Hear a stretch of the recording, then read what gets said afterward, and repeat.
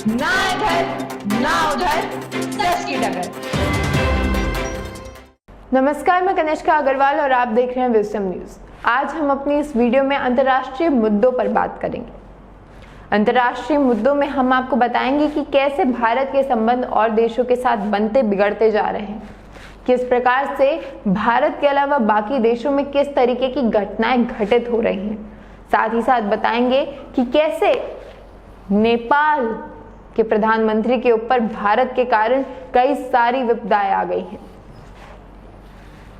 नेपाल और भारत हमेशा से ही अपनी मित्रता का बखान करते आए हैं। जहां भारत हिंदू धर्म की भूमि है तो वहीं नेपाल गौतम बुद्ध की सीख पे चलता है।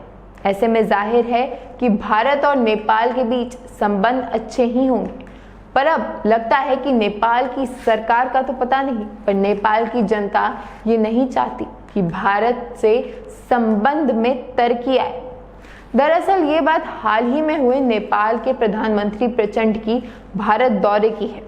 नेपाल प्रधानमंत्री प्रचंड का 4 दिवसीय भारत दौरा शनिवार को खत्म हुआ और अब काफी चर्चा में आ चुका है। इसकी कई सारी वजहें हैं, जिसमें से कुछ हैं अनचाहे सवाल और कुछ ऐसे सवाल जिन पे चर्चा करना अनिवार्य था, परंतु इन मुद्दों को उठाया ही नहीं गया। कुछ ऐसी शिकायतें, अनिवार्य मुद्दों को ना उठाना और कुछ ऐसी शिकायतें जिनके ऊपर नेपाल को भारत से मदद मिल सकती थी लेकिन उन्हें नहीं उठाया गया। उनके सवाल ना उठाने के कारण सभी पार्टियां उनके पीछे पड़ चुकी हैं, जैसे कि कम्युनिस्ट पार्टी ऑफ नेपाल, एकीकृत मार्क्सवादी लेनिनवादी यानी कि यूएमएल, राष्ट्रीय प्रजातंत्र पार्टी, राष्ट्रीय स्वतंत्र पार्टी और नेपाल मजदूर किसान पार्टी ने सभा को चलने नहीं दिया।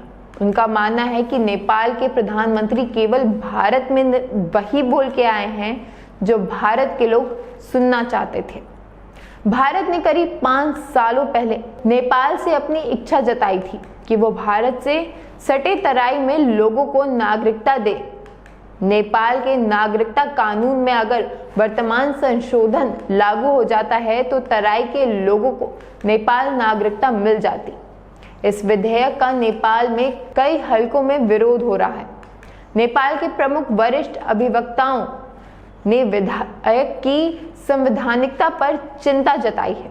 एडवोकेट सुरेंद्र भंडारी और बालकृष्ण नुपाने ने नेपाल की सुप्रीम कोर्ट में एक रिट याचिका दायर कर कहा कि राष्ट्रपति पौडेल का बिल को कमजोर देना संवैधानिक प्रावधानों के खिलाफ है।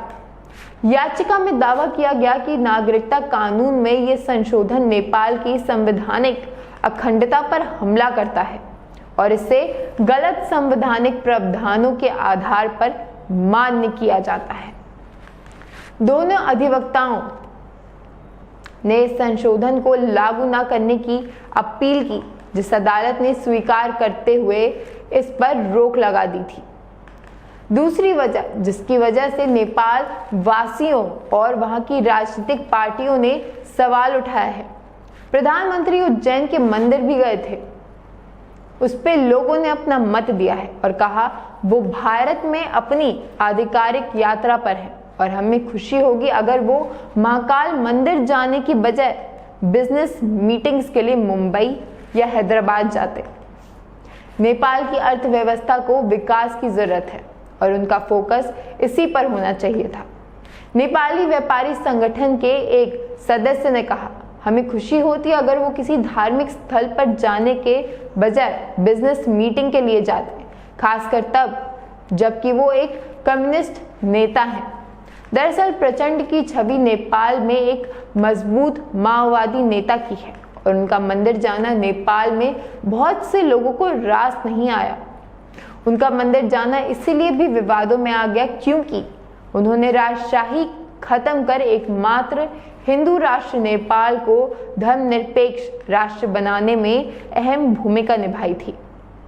डेनमार्क में नेपाल के पूर्व राजदूत प्रोफेसर विजय कांत ने कहा कि प्रचंड का अपने आधिकारिक दौरे में मंदिर जाना उनका कम्युनिस्ट छवि के अनुकूल नहीं है।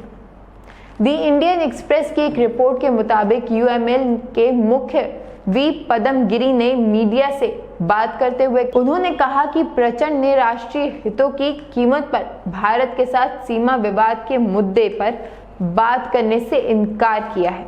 उन्होंने नए संसद भवन में लगे अखंड भारत के भित्ति चित्र में कथित रूप से गौतम बुद्ध के जन्म स्थान लुम्बिनी और कपिलवस्तु को दिखाए जाने को लेकर प्रचंड की चुप्पी पर भी सवाल उठाए। उनका कहना था कि भित्ति चित्र को लेकर पीएम प्रचंड को पीएम मोदी से बात करनी चाहिए थी। इसी बीच नेपाल की सुप्रीम कोर्ट ने उस नागरिकता संशोधन बिल पर अंतिम रोक लगा दी है जिसे नेपाल के राष्ट्रपति रामचंद्र पौडेल ने प्रचंड के भारत दौरे से ठीक पहले मंजूरी दी थी।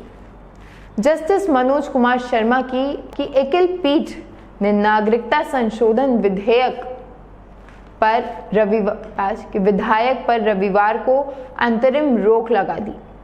नेपाल की नागरिकता कानून में यह संशोधन हमेशा से ही विवादित रहा, जो नेपाल वासियों से शादी करने वाले विदेशियों को राजनीतिक अधिकारों के साथ साथ उन्हें नागरिकता भी प्रदान करता है। इसके कारण चीन को काफी मुसीबतें हुई। दरअसल ये एक ऐसा कानून है जिसके मुताबिक यदि कोई भी बाहर का वासी किसी भी नेपाली से शादी करता है तो उसे आधिकारिक रूप से नागरिकता साथ ही साथ राजनीतिक गतिविधियों में हिस्सा लेने का भी मौका मिल जाएगा। चीन इस कानून का हमेशा से विरोध करता रहा है क्योंकि अगर नेपाल इस कानून को लागू करता है तो इससे तिब्बती शरणार्थियों के परिवारों को नेपाली नागरिकता मिलेगी, जो चीन के लिए परेशानी का सबब होगा। चीन तिब्बत पर अपना अधिकार जताता रहा है और वो नहीं चाहेगा कि तिब्बत से आकर नेपाल में बसे लोगों को नेपाल की नागरिकता मिल जाए। भले ही मंत्री जी ने अपनी यात्रा को सफल बताया हो, पर उनके लोगों के अनुसार इसमें काफी कमियां थी और यात्रा से कुछ खास असर या फायदा लोगों को नहीं मिलेगा। नेपाल के लोगों को असंतोष महसूस हो रहा है उनके प्रधानमंत्री के कारण। देखना यह है कि आखिर सत्ता में बने रहने के लिए नेपाल के प्रधानमंत्री क्या करेंगे, कौन सी राजनीति अपनाएंगे कि वो लोगों का दिल फिर से जीत सके। खैर, ये सब बातें हम आपको अपनी अगली वीडियो में बताएंगे। मैं कनिष्का अग्रवाल, विजडम न्यूज से। हमारे न्यूज चैनल की टैगलाइन है ना इधर ना उधर, सच की डगर। हम अपनी टैगलाइन के आधार पर खबरों का विश्लेषण करते हैं और आप तक सटीक जानकारी पहुंचाने का पूरा प्रयास करते हैं। इसी के साथ मैं आपसे निवेदन करूंगी कि हमारे चैनल को लाइक, सब्सक्राइब, शेयर करना ना भूलें। धन्यवाद।